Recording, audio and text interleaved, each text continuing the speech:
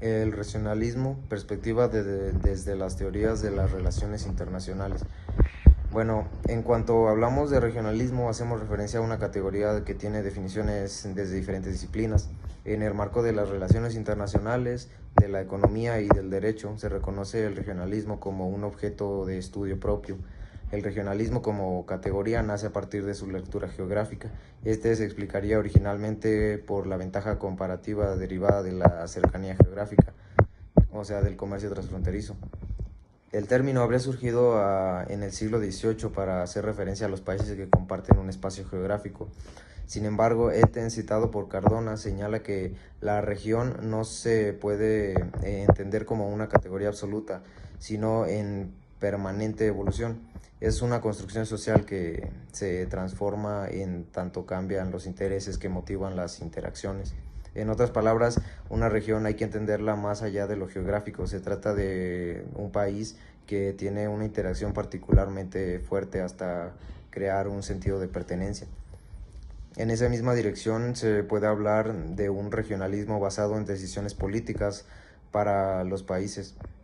Al darle validez a esta definición, aparecen en la escena los tratados de libre comercio interregionales, los cuales le dan sentido al llamado regionalismo abierto. La integración es una categoría que dota de sentido de comunidad a un territorio, además de las instituciones necesarias para coordinar y gobernar los objetivos compartidos.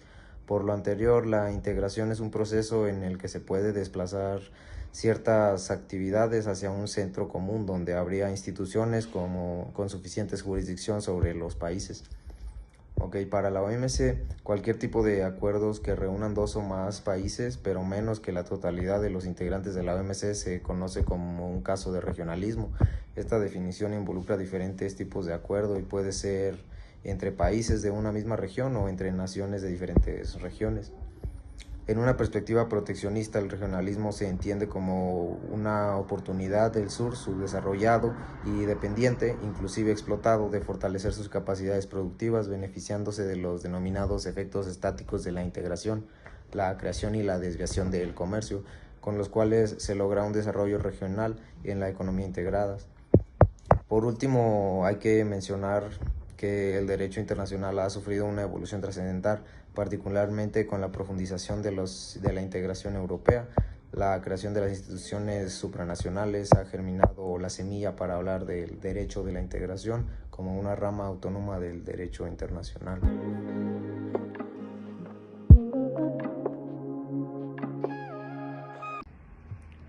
El Estado-Nación y los debates originales en la teoría de las relaciones internacionales. Es legítimo ver el origen de las relaciones internacionales en la Paz de Westfalia.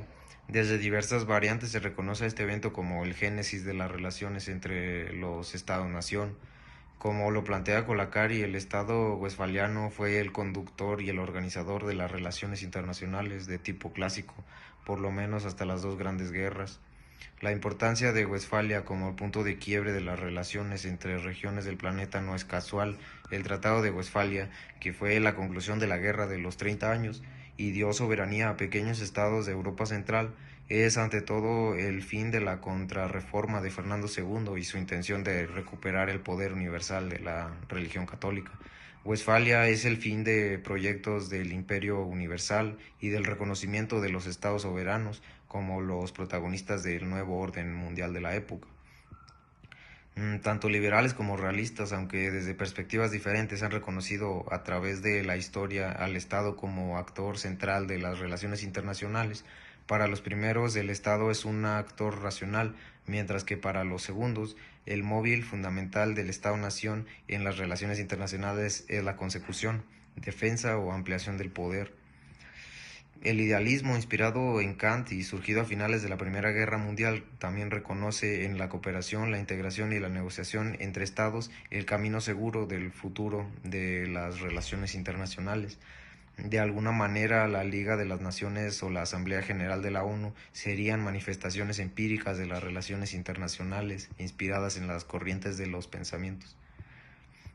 Contrario al liberalismo idealista, el realismo, surgido desde la Segunda Guerra Mundial e inspirado en Hobbes, concibe las relaciones entre estados como de conflicto, no de solidaridad. Una evidencia empírica de la mirada realista de las relaciones internacionales puede ser la Constitución, al interior de las naciones, del sistema de Naciones Unidas, de un Consejo de Seguridad liderado por las potencias vencedoras de la Segunda Guerra Mundial. Los protagonistas de la Guerra Fría habrían de sentarse en este escenario para resolver sus permanentes conatos de guerra. Además, posterior a la Guerra Fría, ha servido incluso para legitimar acciones de guerra contra naciones que no han sido parte de este selecto grupo de potencias. En otras palabras, después de la Segunda Guerra Mundial, una ONU totalmente democrática hubiera sido inviable desde la perspectiva del realismo en las relaciones internacionales. Si bien frecuentemente la Asamblea aprueba resoluciones que chocan contra la posición de alguna de las 5 naciones que tienen asientos permanentes en el Consejo de Seguridad, un ejemplo es la votación que apubilló la decisión de Estados Unidos a finales del 2017 de reconocer a Jerusalén como la capital de Israel. Aquella no tiene fuerza vinculante. Contrario a esto, un acuerdo entre las 5 potencias se puede traducir en un ataque fulminante a cualquier nación. Esto es realismo puro. En este orden de ideas, el surgimiento de propuestas sobre un gobierno mundial o federal también refleja el enfrentamiento entre corrientes. Mientras los liberales ven en la concentración racional un espacio para evitar el conflicto, realistas como Morgenthau se apoyan en una concepción pesimista de la naturaleza humana para colocar la lucha por el poder como el eje de las relaciones internacionales. Sin embargo, los debates alrededor del federalismo no han reducido al binomio razón-poder. Una de las preguntas relevantes es la que tiene que ver con el objeto que se intriga, el Estado, la etnia o la religión. Al aclarar esta pregunta se puede definir los elementos constitutivos que le dan identidad al objeto y por ende se logra entender aquello que definen las lealtades. La legitimidad de un ente supranacional, gobierno mundial o federal, se da cuando los ciudadanos transfieren de manera natural su lealtad desde lo local. Incluso más de la cesión de lealtades, lo que se debate en la praxis política es la relación dialéctica entre los poderes regionales, nacionales y locales. Esto es, el federalismo no es una teoría de homogeneidades culturales, sino una corriente que reconoce la convivencia de las diferencias. El federalismo y el neofederalismo se desarrollan en un marco de procesos de globalización y de descentralización, o sea, los estados-nación ceden funciones soberanas hacia afuera, supranacionales, y hacia adentro, descentralización.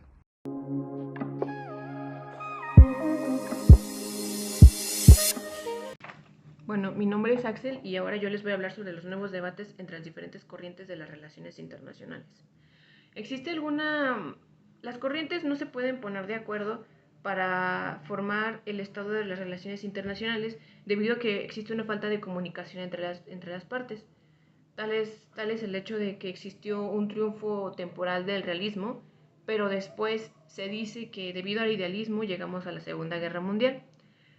¿Existe alguna diferencia algún debate también entre el realismo y el transnacionalismo, debido a que se enfrentan en un contexto de sistema multilateral financiero, la hegemonía norteamericana y una economía capitalista, entre otras?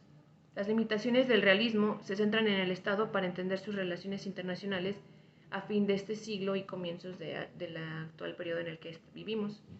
Algunos problemas también de salud, cambios climáticos, migración. El Estado es el principal actor de controlar estas diversas problemáticas. También se puede comentar que algunas corrientes como el idealismo, realismo, constructivismo enfrentan retos que superan sus capacidades y metodologías. Claro ejemplo es el realismo, que mantiene como protagonista al Estado-nación casi exclusivo de las relaciones internacionales, pero con problemáticas como globales, multilaterales y regionales, que difícilmente podrán tener solución para el Estado-nación. Algunos actores internacionales diferentes al Estado influyen en los derechos humanos y en el medio ambiente. Además, las tecnologías de la información y telecomunicaciones han generado un impacto en las relaciones internacionales, tanto positivo y negativo en cierta parte, debido a que algunas empresas pequeñas y medianas han logrado crecer y entrar al mercado internacional, pero también se generan conclusiones negativas debido a que se crea cierta complejidad entre acontecimientos de suma atención de un Estado. Bueno, ahora yo les voy a hablar de la integración regional de las teorías de las relaciones internacionales. Con las doctrinas de las relaciones internacionales, el pensador llamado Mitrani aportó información relevante acerca de las teorías de integración regional en un periodo de guerras con perspectivas idealistas y federalistas. También tenía una crítica hacia ciertas corrientes que daban al Estado el rol de derecho de las relaciones internacionales. Él pensaba que los Estados eran incapaces de abordar los retos de las sociedades interdependientes. También se puede decir que las relaciones internacionales están llenas de complejidades y lazos técnicos, además de políticos. También se asume que algunos entes derivados de acuerdos internacionales se hicieron cargo de problemas técnicos, mientras que los estados se encargaron de temas políticos. Un tema importante es acerca del pensador llamado Haas, que tuvo un aporte al estudio de la integración regional para comprender la forma y los propósitos por que los estados renuncian a su condición soberana para fusionarse con sus vecinos y perdiendo así cualidades de estado.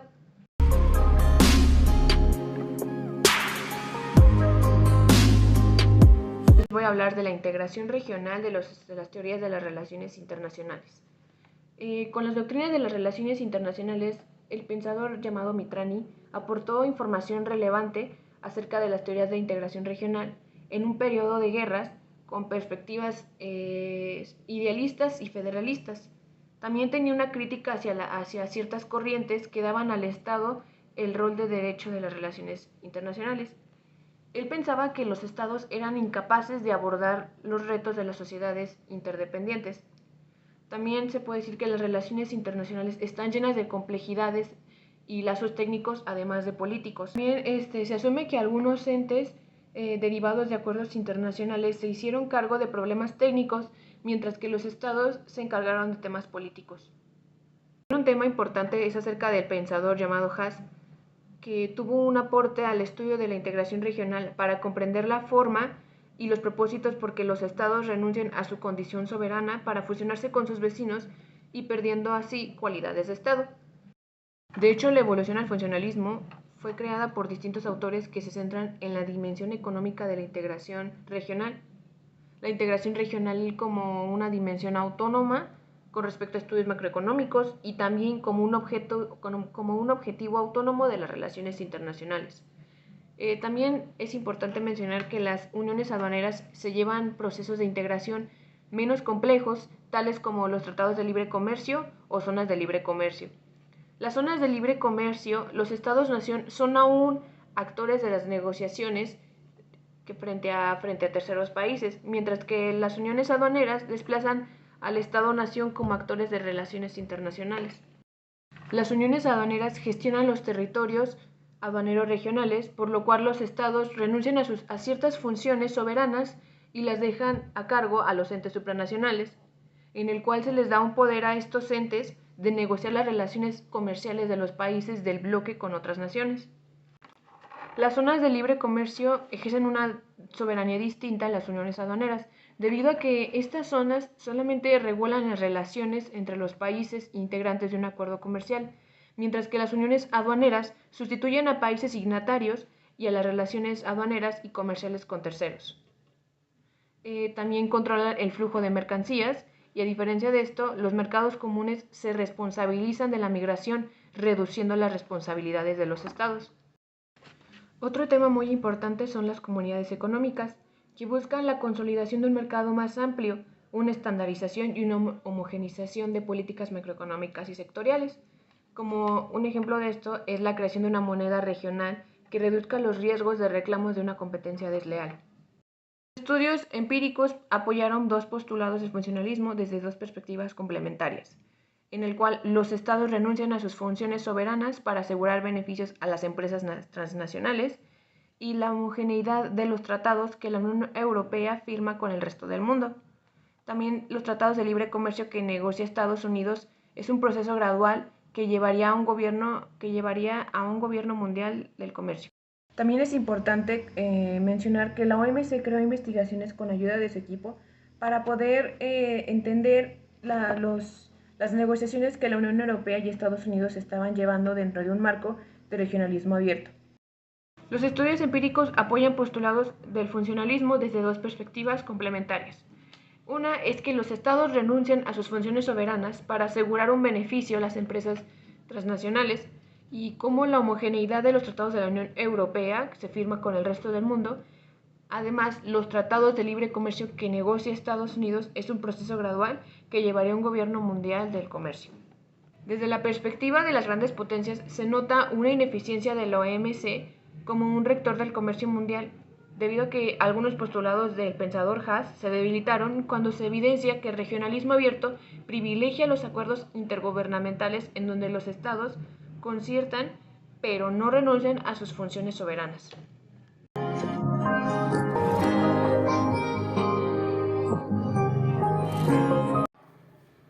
Las teorías de la integración en el contexto latinoamericano. La creación de la ALALC en 1960 es el inicio de los procesos integracionistas en el hemisferio occidental. La teoría de la dependencia se apoya en los trabajos de Cardoso y Faleto. Ven el tema desde una perspectiva de lucha de clases. Las clases dominantes del centro, aliadas con las élites de la periferia, explotan a las clases trabajadoras de la periferia. A partir del último decenio del siglo XX, el regionalismo dejó de ser excluyente, motivando tanto la firma entre países latinoamericanos como de estos con naciones de otras latitudes, incluso en una dimensión norte-sur. Desde la teoría del equilibrio general y fundamentados en modelos de economía liberal, librecambismo, el comercio internacional regido por un modelo multilateral se aproximaría a un óptimo de bienestar en tanto todos los exportadores compitan en igualdad de condiciones en los diferentes mercados externos. Las teorías de Wiener sobre las zonas de libre comercio y las uniones aduaneras colocan al regionalismo en un nivel subóptimo ante la posibilidad de que productos elaborados de modo más eficiente, pero ubicado en terceros países, conserven la discriminación aduanera de la que se eximen los integrantes de un acuerdo comercial regional ACR. El regionalismo promovido desde el estructuralismo cepalino asume la desviación de comercio como una fuente de desarrollo. Se caracteriza por la firma indiscriminada de diferentes ACR por parte de un mismo país. Reduce los riesgos de desviación de comercio. El regionalismo gestionado tiene dos interpretaciones. Desde lo teórico, CEPAL la ha denominado regionalismo abierto, como un nuevo modelo de desarrollo en el que los procesos de industrialización regional no se apoyan en las bondades fiscales del proteccionismo. Desde una perspectiva conceptual, el regionalismo abierto se caracteriza por una profundización, la integración regional y por las aperturas unilaterales a la inversión y al comercio con terceros países, si bien las crisis de gobierno en los llamados países del socialismo del siglo XXI, en la segunda década de este siglo, evidencian una oscilación del péndulo geopolítico hacia el neoliberalismo. La crisis económica global no muestra un ambiente totalmente favorable al modelo aperturista que ha regido el planeta desde finales del siglo pasado. De hecho, con o sin regionalismo post-neoliberal, como el señalado por Damota y Ríos, UNASUR, ALBA, CELAC, es claro que la región debe avisar la intensidad, profundidad y propósito de las relaciones económicas intrarregionales. Mientras los procesos de integración latinoamericana no suban un escalón, al menos a la dimensión de uniones aduaneras, los intentos seguirán siendo fallidos como resultado del perpetuo debate político entre partidos de izquierda, de centro y derecha. La perspectiva intergubernamental es tan estable como un gobierno, el cual debe definirse electoralmente cada cierto tiempo, 5 o 4 años en la mayoría de los casos. En cambio, las instituciones supranacionales tienen raíces estatales y su legitimidad es más duradera y más estable.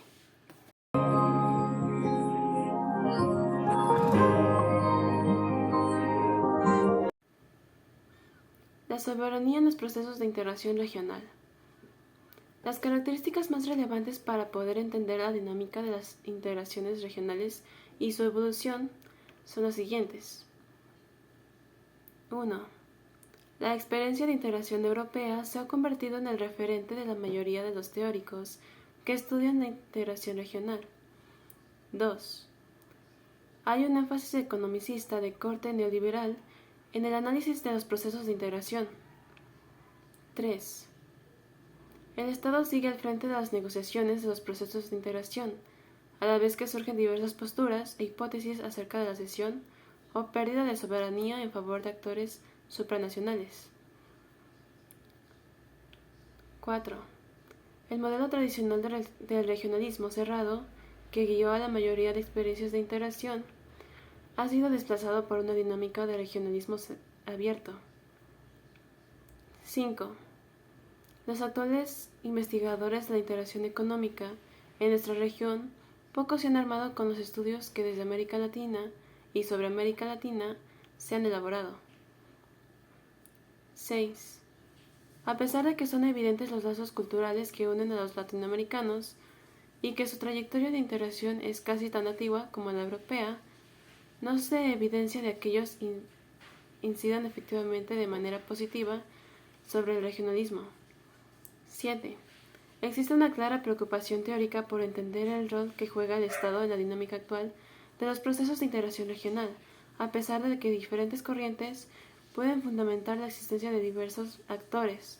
El Estado sigue al frente de las negociaciones de los procesos de integración, a la vez que surgen cuestionamientos e hipótesis acerca de la cesión de soberanía a los nuevos actores supranacionales.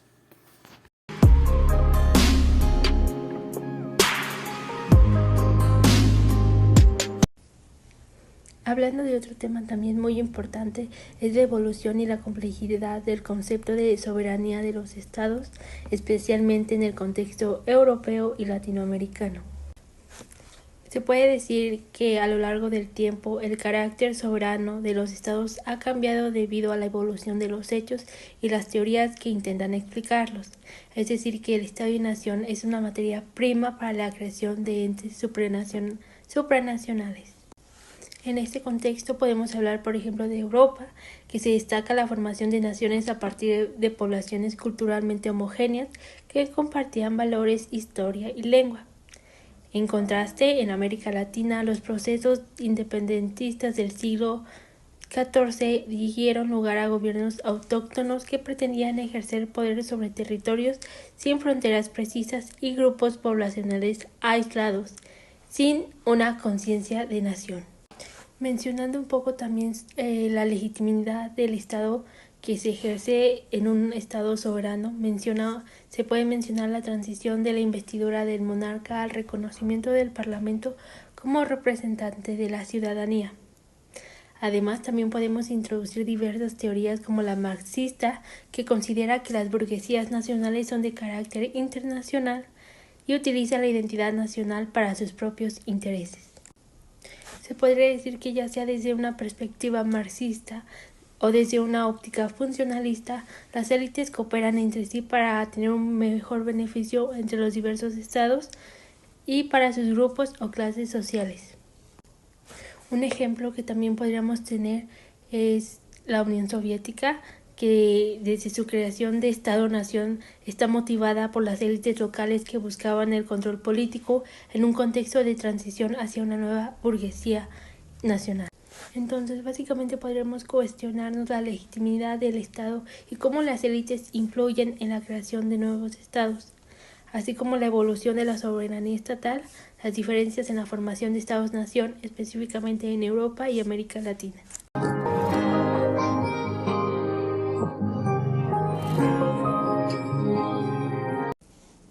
Otro tema muy importante también es la extensión de soberanía en los procesos de integración económica o la supranacionalidad. Es decir, que nos vamos a centrar en la reflexión sobre la naturaleza del Estado y su dimensión integral en el contexto de acuerdos de integración regional.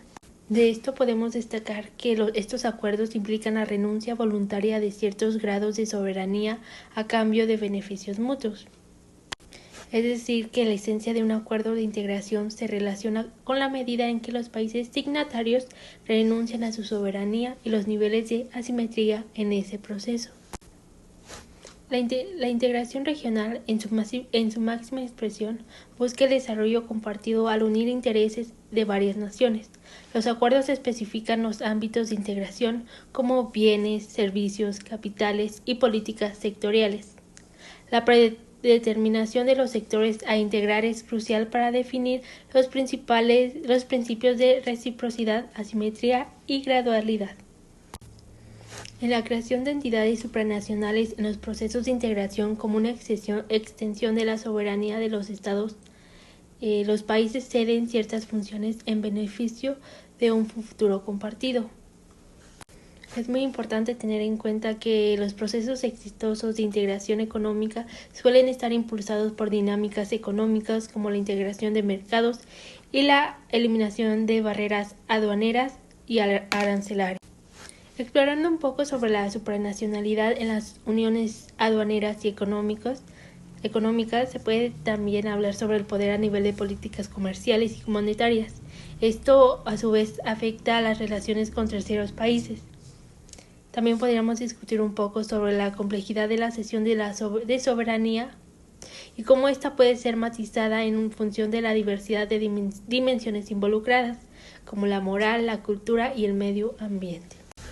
Como última instancia, se propone que la soberanía no se cede, sino que se comparte de manera extendida, y que la creación de entes supranacionales es una redefinición de los estados en respuesta a la dinámica actual de las relaciones sociales en el contexto de la globalización.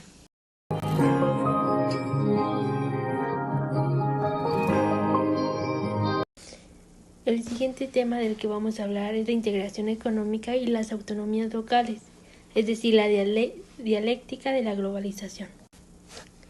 ¿Qué es la globalización? Bueno, la globalización es un proceso mundial que se ha acelerado en las últimas 3 décadas, caracterizado por la integración cultural, social, económica, política y jurídica de actores en las relaciones internacionales.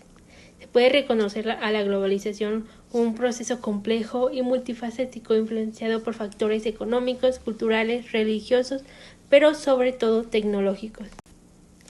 Entonces, la globalización no se limita a una perspectiva económica, sino que también involucra procesos de descentralización, es decir, la transferencia de decisiones políticas a nivel local y regional. La globalización se materializa a través de flujos comerciales financieros transnacionales y que la descentralización permite que las grandes empresas multinacionales lleguen a áreas geográficas más amplias. Un ejemplo podría ser Europa, donde la integración europea como los movimientos separatistas y la descentralización son manifestaciones de la redefinición del Estado moderno. Aquí hay un factor muy importante que es la importancia de la cultura en la comprensión de los procesos de autonomía y separación de grupos sociales en un Estado. Entonces, los estados que participan en procesos de integración regional están en constante redefinición y la descentralización es un proceso de reordenamiento de instituciones dentro de la nación. Tenemos cierta tensión entre el regionalismo histórico y el regionalismo abierto porque se relaciona con la apertura de economía neoliberal.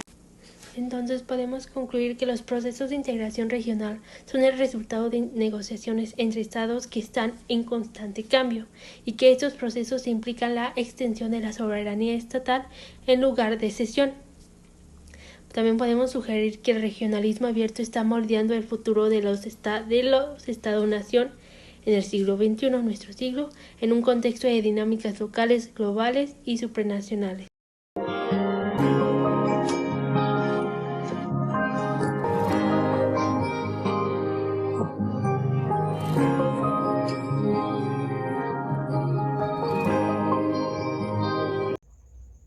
El derecho como entidad reguladora de las relaciones económicas. El derecho moldea la realidad económica. La legislación parte de las realidades sociales y estandariza los patrones de comportamiento.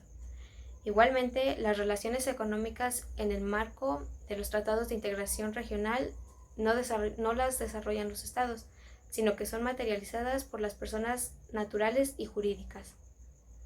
Las relaciones entre el Estado, la sociedad y la economía son que el Estado no solamente interviene en las fallas del mercado como sujeto de relaciones políticas y económicas.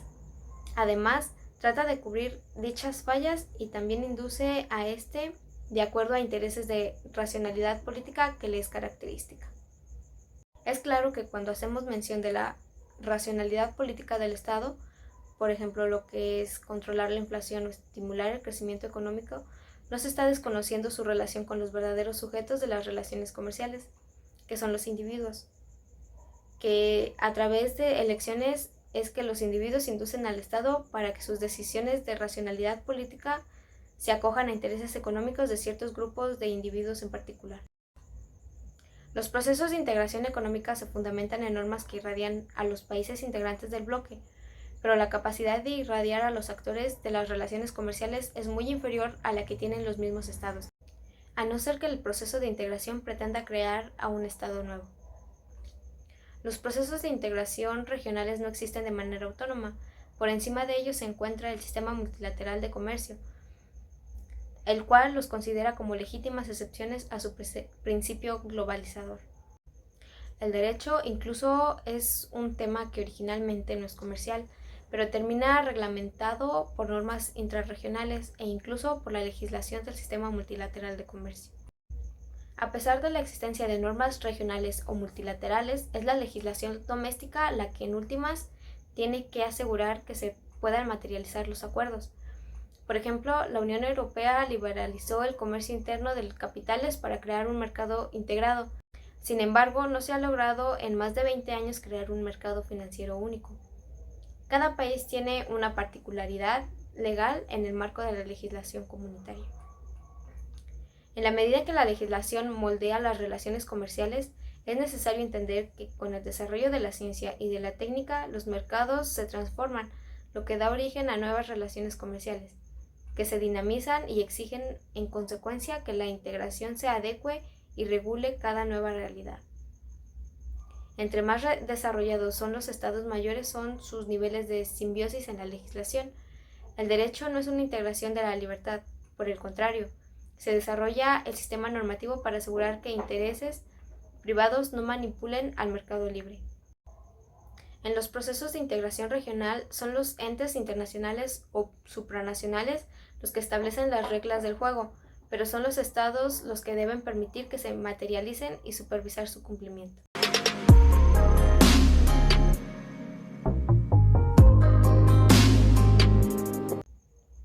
Técnicas jurídicas para creación de normas en un acuerdo regional.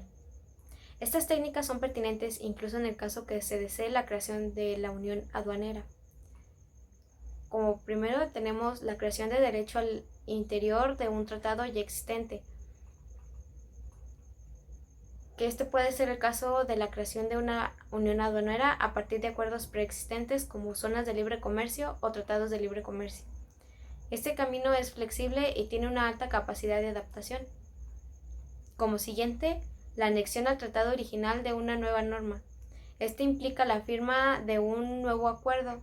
Esta opción es estable y muy confiable, aunque mucho más compleja, ya que implica un mayor debate político en cada nación y la nueva aprobación a través del sistema legislativo de cada uno de los países. Y como tercera, la combinación de las dos anteriores. En lo que respecta a este tema de la creación de normas, pesa mucho con lo referente a la conformación de órganos conjuntos, a los que se les delegue la autonomía de la creación de derecho.